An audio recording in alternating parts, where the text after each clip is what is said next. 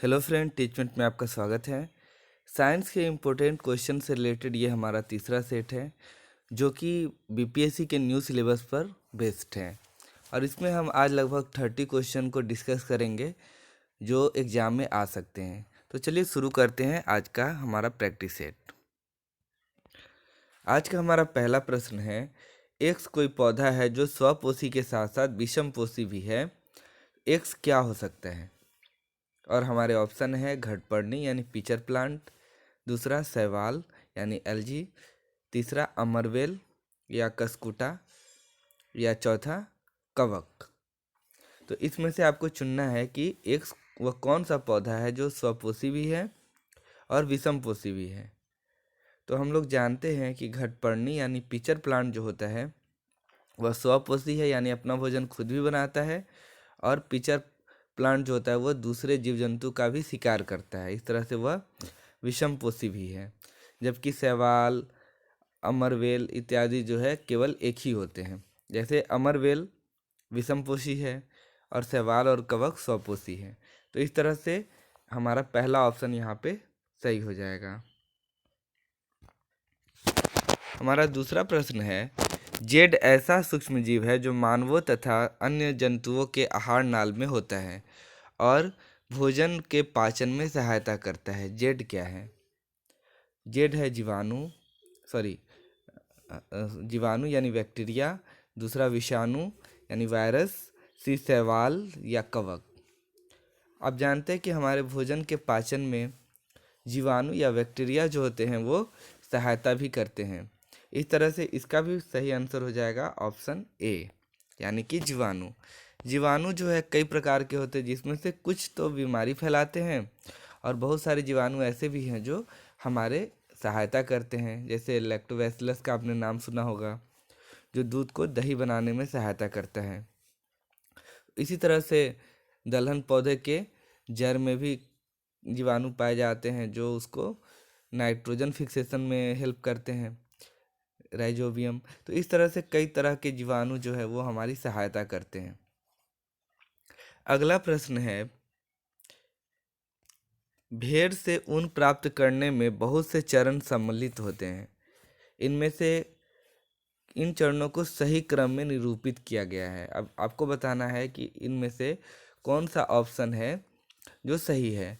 आप इस क्वेश्चन को पॉज करके आप सही ऑप्शन चुन सकते हैं, और इसका सही जवाब हो जाएगा ऑप्शन ए, यानी कि सबसे पहले ऊन की कटाई की जाती है।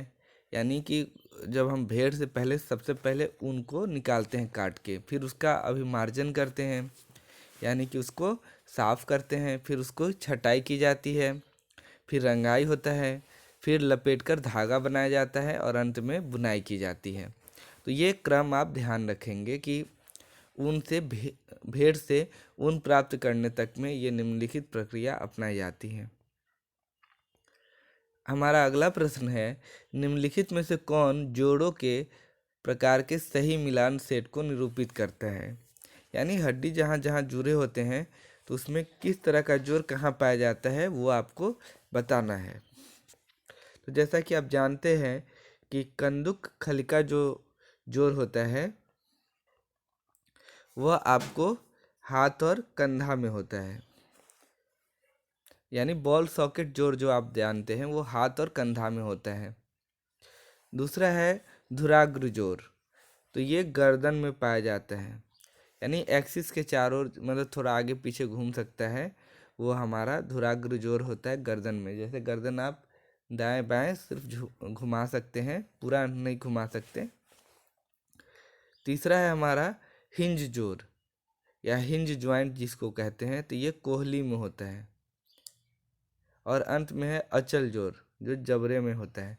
तो इस तरह से हमारा पहला ऑप्शन यानी कि कंदुक खलिका जोड़ हाथ और कंधे में, धुराग्र जोड़ गर्दन में, हिंज जोड़ कोहनी में और अचल जोड़ जबड़ा में। तो ये हमारा पहला ऑप्शन सही हो जाएगा। हमारा अगला प्रश्न है, नीचे दिया गया कौन सा कथन सही है? अनिषेचित अंडाणु में एक क्रोमोसोम होता है।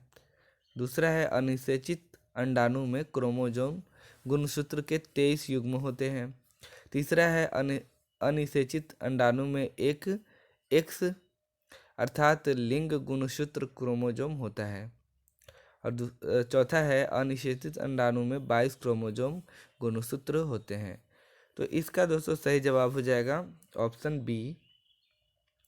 अनिषेचित अंडाणु में क्रोमोसोम में 23 युग्म होते हैं, जिसमें से 22 सामान्य होते हैं और एक जो होता है वो लिंग निर्धारक गुणसूत्र होता है। और यह सब जोड़े में होते हैं, यानी एक्स एक्स और वाई वाई जो होता है वो पाया जाता है। पुरुष में एक्स वाई और महिलाओं में एक्स एक्स होता है और पुरुष में एक्स वाई पाया जाता है।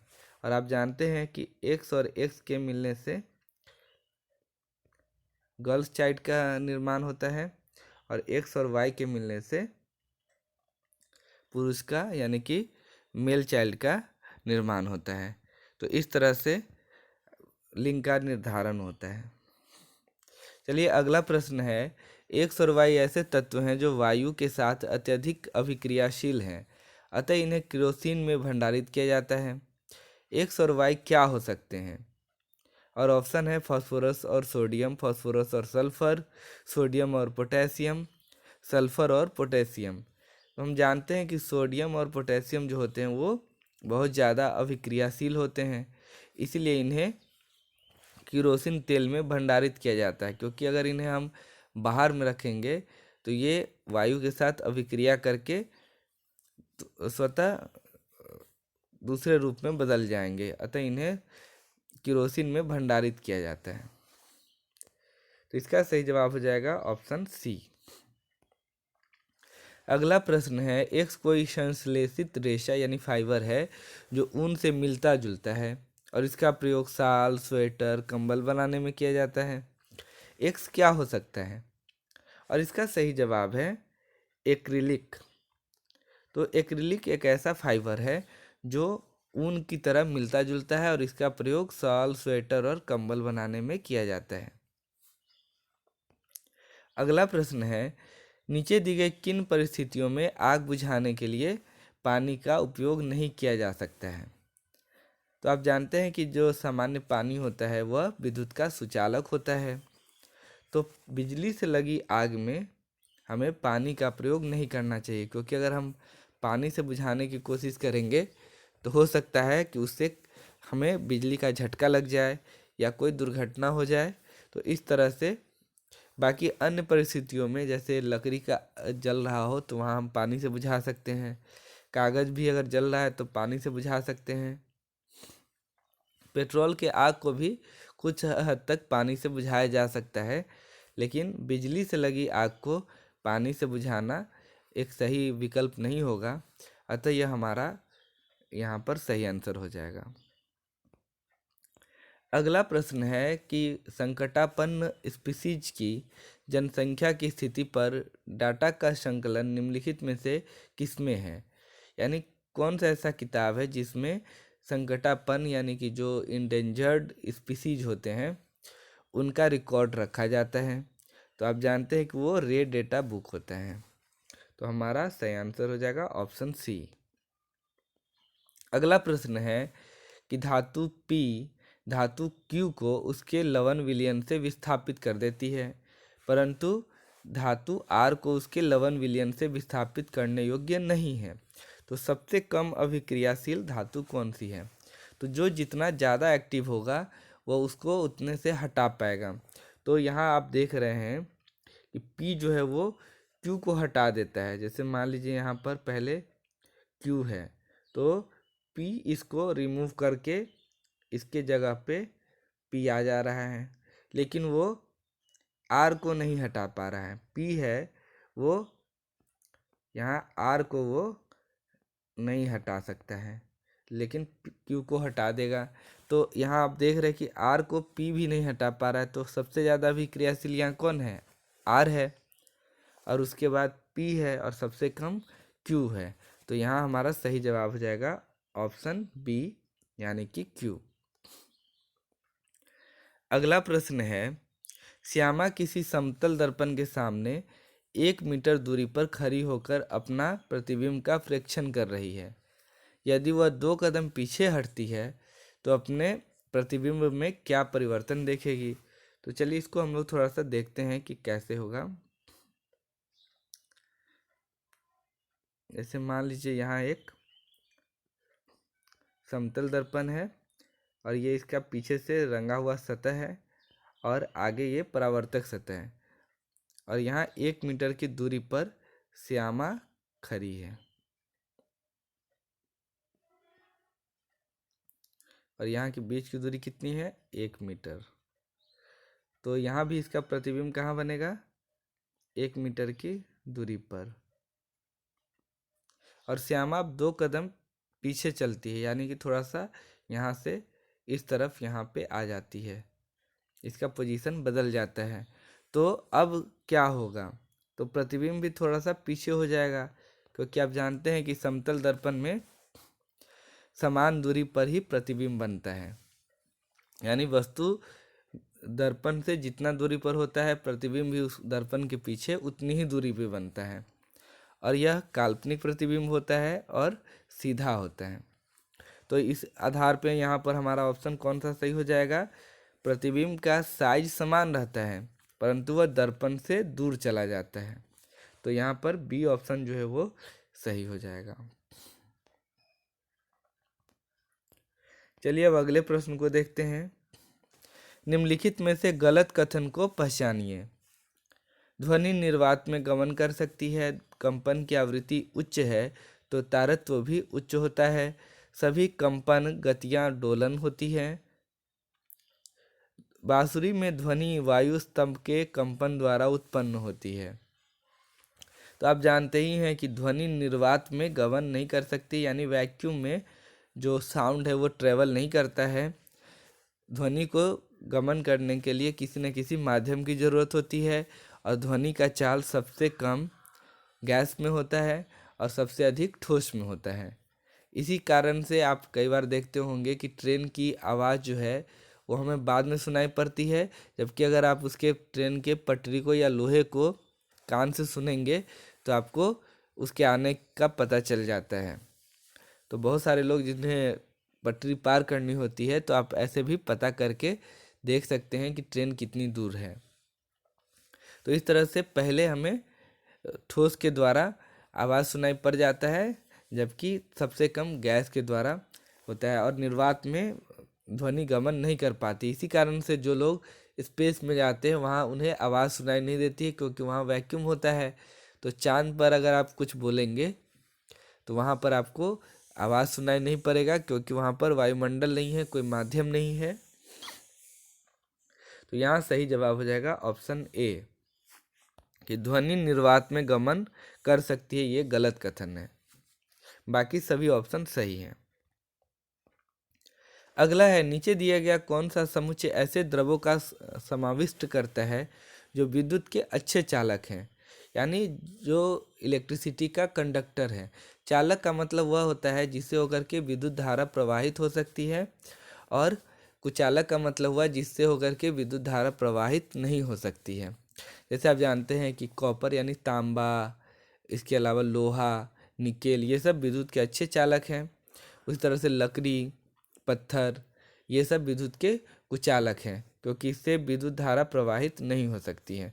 तो इसमें कौन से अच्छे चालक हैं, तो यहाँ आप देखेंगे कि नींबू का रस, सिरका और टोटी का जल, टोटी मतलब सामान्य जल जो होता है वो, ये सब विद्युत के अच्छे चालक हैं। तो हमारा ऑप्शन सी जो है वो सही हो जाएगा। जबकि तेल है या फिर शैम्पू है, आसुत जल यानी डिस्टिल्ड वाटर जो होता है, ये सब विद्युत का चालक नहीं होता है। तो आप ये ध्यान रखेंगे कि नींबू का रस, सिरका और पानी, सामान्य पानी, टोटी का जल, ये जो है विद्युत का चालक होता है, लेकिन शुद्ध जल जो होता है वो विद्युत का कुचालक होता है। अगला प्रश्न है, नीचे दिया गया कौन सा समुच्चय भौतिक परिवर्तनों को समाविष्ट करता है। तो पहले तो हम ये जान लेते हैं कि भौतिक परिवर्तन और रासायनिक परिवर्तन में क्या अंतर होते हैं। तो भौतिक परिवर्तन का अर्थ होता है कि जब केवल आकार में परिवर्तन हो और उसके आंतरिक गुणों में परिवर्तन नहीं हो। जैसे मान लीजिए कि कोई रोटी है और उसको आप दो टुकड़ों में काट देते हैं या तोड़ देते हैं, तो यह भौतिक परिवर्तन। उसी तरह से कागज का कोई टुकड़ा है और उसे आप चार टुकड़ों में काट देते हैं, जैसे यहाँ पर एक कागज का चौकोर टुकड़ा है और उसे आप चार भाग में ऐसे काट देते हैं, तो यह भौतिक परिवर्तन होगा। लेकिन रासायनिक परिवर्तन तब कहलाता है जब उसे हम उसके रासायनिक गुणों में परिवर्तित कर देते हैं। जैसे दूध को दही बना देने से उसके रासायनिक परिवर्तन हो जाता है, उस तरह से कागज़ को अगर हम जला देते हैं तो उसके आणविक अंदर में जो है वो परिवर्तन आ जाएगा, संरचना में परिवर्तन आ जाएगा। तो यह सब जो है भौतिक परिवर्तन न होकर के रासायनिक परिवर्तन कहलाता है। तो आपको अब यहाँ पहचानना है कि भौतिक परिवर्तन किस में हो रहा है। तो यहाँ आप देख रहे कागज़ के टुकड़े टुकड़े करना, तो ये तो भौतिक परिवर्तन है। केक काटना, अगर काटना होगा तो भौतिक परिवर्तन, लेकिन केक पकाना है तो ये यहाँ रासायनिक परिवर्तन होगा। और पटाखे फोड़ना, यहाँ ये भी रासायनिक परिवर्तन है। पानी उबालना, ये हमारा पानी उबालते हैं तो ये भौतिक परिवर्तन होगा। भोजन पकाना, ये यहाँ रासायनिक परिवर्तन हो जाएगा। और लोहे को जंग लगना, ये भी रासायनिक परिवर्तन है। दूध का दही जमना, आप सी ऑप्शन में देख रहे हैं। कागज़ जलाना, ये रासायनिक परिवर्तन है। दूध का जमाना भी रासायनिक परिवर्तन है। और कांच का टूटना भौतिक परिवर्तन है। और अंतिम ऑप्शन है हमारा कि कांच टूटना, गेहूँ पीसना और पानी उबालना, ये तीनों जो है आपको भौतिक परिवर्तन के उदाहरण, क्योंकि इससे उसके आंतरिक गुणों में कोई बदलाव नहीं आता है। कांच को जैसे आप तोड़ देंगे तो केवल उसका भौतिक रूप बदलता है। गेहूं के भी पीसने से गेहूं के आंतरिक संरचना में कोई परिवर्तन नहीं होगा। और पानी के उबालने से भी पानी के आंतरिक संरचना में कोई परिवर्तन नहीं होगा, उसका फॉर्मूला वही रहेगा। तो इस तरह से ये हमारा भौतिक परिवर्तन का उदाहरण है। चलिए अब अगले प्रश्न को देखते हैं। हमारा अगला प्रश्न है, चाक और पानी के मिश्रण को पृथक करने की प्रक्रिया में निम्नलिखित में से कौन सहायक नहीं होगा? निस्यंदन, निस्तारण, अवसादन या ऊर्ध्वपातन। तो इसका सही जवाब है ऊर्ध्वपातन, यानी कि डायरेक्ट सॉलिड से गैस में बदलना या गैस से सॉलिड में बदलना, ये प्रक्रिया ऊर्ध्वपातन कहलाता है। तो चौक और पानी के मिश्रण को अलग करने में यह प्रक्रिया शामिल नहीं होगा या सहायक नहीं होगा। तो इसका सही जवाब हो जाएगा ऑप्शन डी। अगला प्रश्न है, किसी वस्तु की छाया बनने की परिघटना के बारे में नीचे कुछ कथन दिए गए हैं, सही कथनों को पहचानिए। छाया का साइज प्रकाश स्रोत और वस्तु के बीच की दूरी पर निर्भर करता है। दूसरा है, छाया की स्थिति आपतित प्रकाश की दिशा पर निर्भर करती है। तीसरा है, छाया का रंग वस्तु के रंग पर निर्भर करता है। और चौथा है, छाया बनाने की व्याख्या प्रतिबिंब बनाने की अवधारणा से की जा सकती है। तो यहाँ आप देखेंगे कि हमारा सी ऑप्शन जो है वो गलत है, क्योंकि छाया का रंग वस्तु के रंग पर निर्भर नहीं करता है। तो सी वाला जो भी ऑप्शन है वो यहाँ पर हमारा गलत हो जाएगा। तो इस प्रकार से इसका सही जवाब हो जाएगा ऑप्शन ए, यानी कि ए और बी जो है वो हमारा सही जवाब है कि छाया का साइज प्रकाश स्रोत और वस्तु के बीच की दूरी पर निर्भर करता है। और दूसरा, छाया की स्थिति आपतित प्रकाश की दिशा पर निर्भर करता है। जैसे यहाँ आप देख लीजिए, कोई अगर यहाँ पर वस्तु है, एक मान लीजिए यहाँ पेड़ है और लाइट इधर से आ रही है, तो इसका छाया आप देखेंगे कि इस तरह से यहाँ पे बनेगा। तो यह इस पर निर्भर करता है। दूसरा है कि अगर जिस तरह से एंगल बनेगा उस तरह से वहाँ पर प्रतिबिंब भी बनता है। किस तरह से प्रकाश स्रोत और वस्तु के बीच की दूरी है उस पर भी निर्भर करता है। तो दोनों ऑप्शन हमारा सही है। अगला प्रश्न है, दोमट मृदा यानी दोमट मिट्टी जो होती है की तुलना में चिकनी मृदा में पानी के रिसने की दर उच्चतर होता है। सही कथन को आपको पहचानना है। दूसरा है, बलुआ मृदा की तुलना में दोमट मृदा में पानी के रिसने यानी कि पानी निकलने की दर उच्चतर होती है। तीसरा है चिकनी मृदा में पानी के रिसने की दर बलुआ माटी के मृदा में पानी के रिसने की दर के बराबर होता है। और चौथा है बलुआ मृदा में पानी के रिसने की दर चिकनी मृदा में पानी के रिसने की दर से उच्चतर होता है। और इसमें आपको सही कथन का पहचान करना है और इसका सही जवाब होगा ऑप्शन डी। आप जानते हैं बलुआ मिट्टी में कण काफ़ी थोड़ा सा अलग अलग होता है और चिकनी मिट्टी में जो कण होते हैं वो काफ़ी नज़दीक होता है, चिपका होता है, जिससे बलुआ मिट्टी से पानी जल्दी रिस जाता है और चिकनी मिट्टी से पानी का रिसाव धीरे धीरे होता है। तो यहाँ पर सही ऑप्शन हो जाएगा हमारा डी। अगला है एक्स कोई विटामिन है जो वसा में विलेय है तथा त्वचा और आँखों को स्वस्थ रखने में सहायता करता है।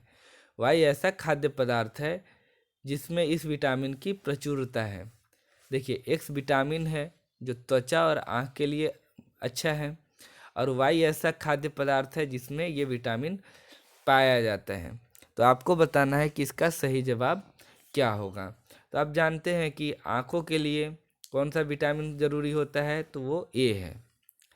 और विटामिन ए कहाँ से मिलता है, तो गाजर वगैरह से मिलता है। तो ये पीले फल में कह सकते हैं। तो इस तरह से इसका सही जवाब हो जाएगा ऑप्शन डी। हमारा अगला प्रश्न है निम्नलिखित कथन में से कौन सा विज्ञान की प्रकृति का सबसे अच्छा वर्णन करता है। विज्ञान प्रकृति की सराहना के बारे में है। विज्ञान एक व्यक्तिगत खोज है। विज्ञान मूल्य मुक्त और निष्पक्ष है। विज्ञान एक सामाजिक प्रयास है। और इसका सही जवाब हो जाएगा ऑप्शन डी। विज्ञान एक सामाजिक प्रयास है। देखिए ऐसा कहना है कि विज्ञान मूल्य मुक्त और निष्पक्ष है, निष्पक्ष तो है लेकिन अगर यह मूल्य मुक्त हो जाएगा तो फिर विज्ञान नहीं होगा, क्योंकि मूल्य वैल्यू तो होना ही चाहिए ना। चाहे हम कोई भी सब्जेक्ट पढ़ रहे हैं उसका कुछ ना कुछ वैल्यू होता है। अगर मूल्य पर आधारित नहीं होगी तो फिर उसके अध्ययन से कोई फ़ायदा ही नहीं होगा, अच्छे नागरिक का निर्माण नहीं हो पाएगा।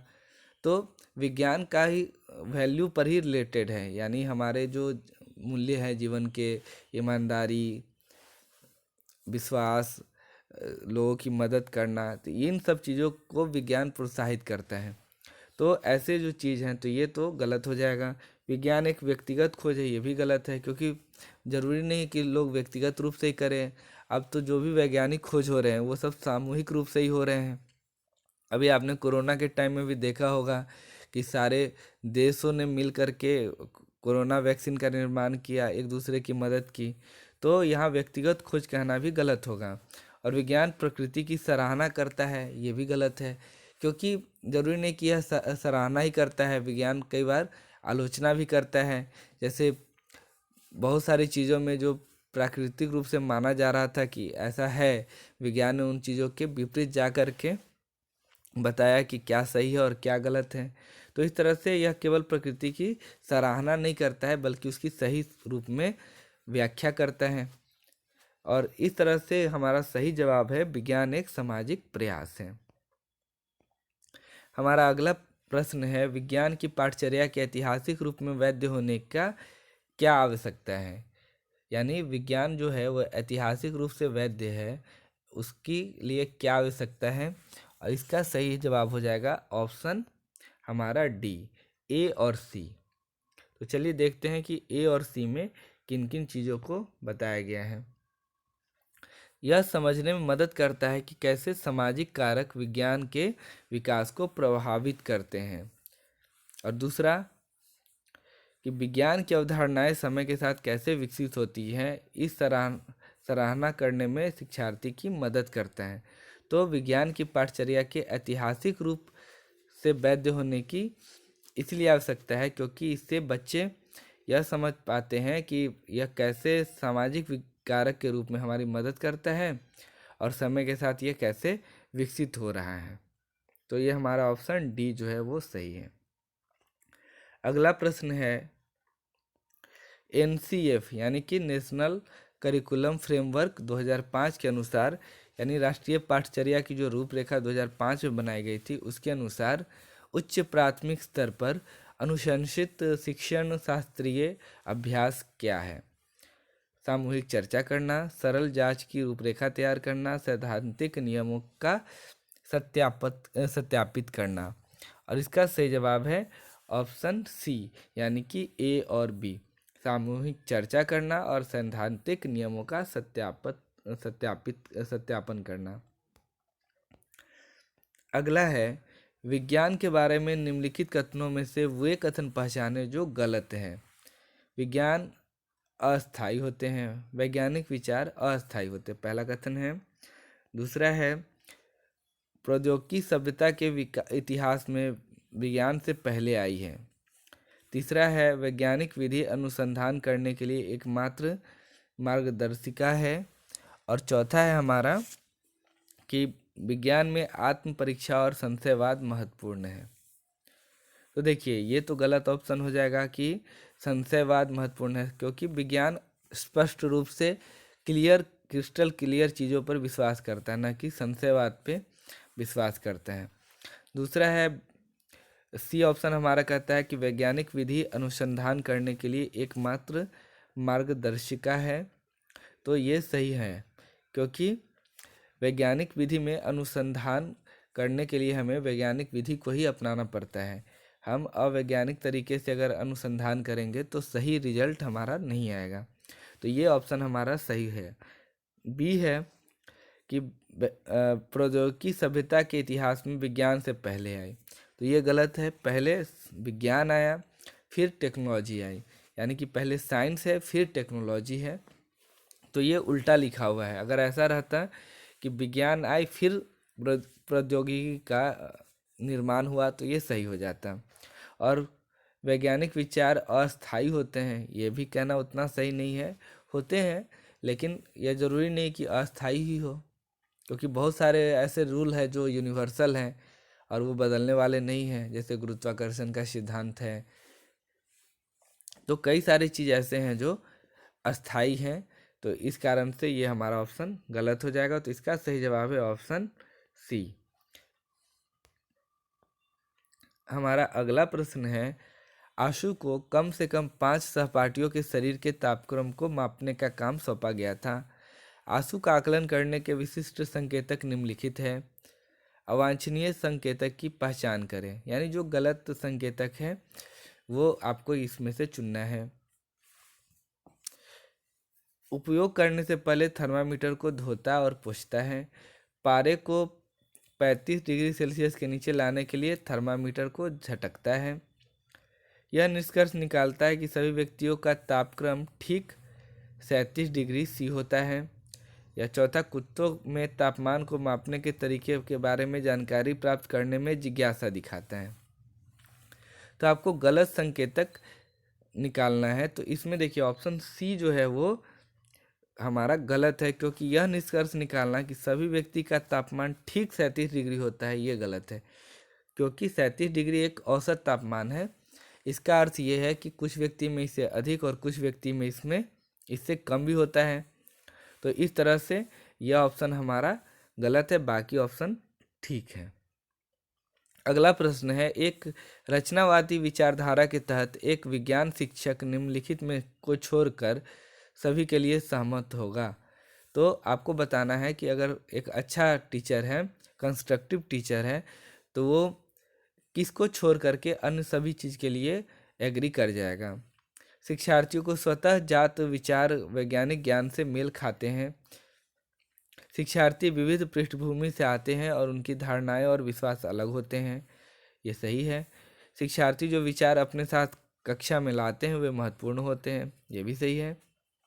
शिक्षार्थियों के विचार पारंपरिक शिक्षण अधिगम द्वारा परिवर्तन के प्रतिरोधी हैं। देखिए, तो हमारा पहला और चौथा ऑप्शन में थोड़ा कन्फ्यूजन हो सकता है।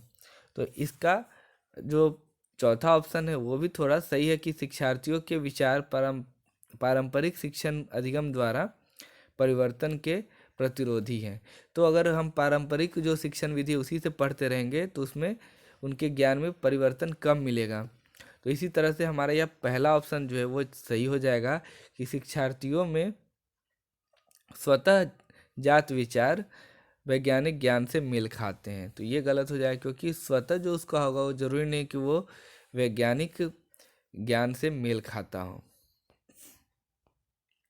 हमारा अगला प्रश्न है, अपनी विज्ञान की कक्षा की ओर को और अधिक लैंगिक समावेशी बनाने के लिए आप निम्नलिखित को छोड़ सभी कर सकते हैं। पहला, रूढ़ियों को चुनौती देना, उन गतिविधियों का चयन करना जो सहयोग और देखभाल पर बल देते हैं। तीसरा, लैंगिक असमानताओं को पहचानने के लिए शिक्षार्थियों को सचेत करना। और चौथा, लड़कियों को लड़कों की तुलना में अधिक प्रतिस्पर्धी बनाने के लिए प्रोत्साहित करना। तो आपको करना क्या है, इसमें किसे छोड़ करके अन्य को आप कर सकते हैं। तो देखिए, ये ऑप्शन की लड़कियों को लड़कों की तुलना में अधिक प्रतिस्पर्धी बनाने के लिए प्रोत्साहित करना, ये हमारा लैंगिक भेदभाव को दर्शाता है। तो ये ऑप्शन हमारा गलत हो जाएगा, क्योंकि लैंगिक समानता की बात करते हैं तो उसमें लड़का और लड़की दोनों को बराबर लेकर के चलना है। हमें ऐसा ना करना है कि हम लड़के पर ज़्यादा ध्यान दें या लड़की पर अधिक ध्यान दें, बल्कि दोनों को आगे बढ़ने में सहायता करें, दोनों को समान अवसर प्राप्त हो, दोनों समान तरीके से आगे बढ़ पाए, इस पर हमें ध्यान देना है। और दोनों को एक दूसरे के प्रति सम्मान का भाव उत्पन्न हो, इस तरह की गतिविधि का हम निर्माण करें। तो इस तरह से हमारा यहाँ पे सही जवाब हो जाएगा ऑप्शन डी। अगला प्रश्न है, एक शिक्षक अपनी कक्षा में आधा किलो आटा, कुछ गर्म पानी, चीनी और खमीर लाए और निम्नलिखित प्रश्न पूछे। उन प्रश्नों को पहचाने जो अपसारी हैं। अपसारी चिंतन का मतलब होता है जिसमें बच्चे अनेक तरह से उत्तर दे सकते हैं, खुले दिमाग से सोच सकते हैं, खुले प्रकार के प्रश्न। और अभिसारी हो गया जो किसी एक ही उत्तर पर केंद्रित होता है, यानी कि बच्चा अधिक तरह का उत्तर नहीं दे सकता है, फिक्स टाइप का ही आंसर दे सकता है। जैसे भारत के प्रधानमंत्री अभी कौन है, तो इसका जवाब बच्चे बहुत सारे नहीं दे सकते हैं, वो फिक्स है कि यही आंसर सही होगा, एक ही उत्तर सही हो सकता है या दो ही उत्तर सही हो सकता है। ऐसा प्रश्न अभिसारी होता है। जबकि अपसारी में है कि बहुत तरह का उसमें उत्तर हो सकता है। जैसे कौन कौन बच्चा प्रधानमंत्री बनना चाहता है, या तुम प्रधानमंत्री बन के क्या क्या करना चाहते हो, तो इसमें बच्चा बहुत सारा अलग अलग उत्तर दे सकता है। हर बच्चा अपने हिसाब से जवाब यहाँ दे सकते हैं। तो आपको बताना है कि इसमें से कौन सा अपसारी प्रश्न है। क्या आप सोचते हैं कि मैं इन वस्तुओं से क्या करने वाला हूँ? क्या चीनी गर्म पानी में आसानी से घुल जाएगी? क्या खमीर पानी में घुल जाएगी? कुछ उन खाने वाली वस्तुओं के नाम बताओ जो सेकी जाती है। तो देखिए, यहाँ पे डी जो है इसमें बहुत सारा आ सकता है, जिसको सेका जाए तो बहुत सारे वस्तु का नाम बता सकते हैं बच्चा। और पहला प्रश्न कि क्या आप सोचते हैं कि मैं इन वस्तुओं से क्या करने वाला हूँ, इसमें बच्चा बहुत सारा जवाब दे सकता है। कुछ कहेगा कि आप ये बनाने वाले हैं, कुछ बच्चा कुछ अलग जवाब देगा। लेकिन यह प्रश्न कि क्या चीनी पानी में आसानी से घुल जाएगी, तो इसका आंसर तो फिक्स है कि हाँ घुल जाएगी, या बच्चे बोलेंगे नहीं नहीं घुलेगी। तो इसमें बच्चे ज़्यादा सोचेंगे नहीं।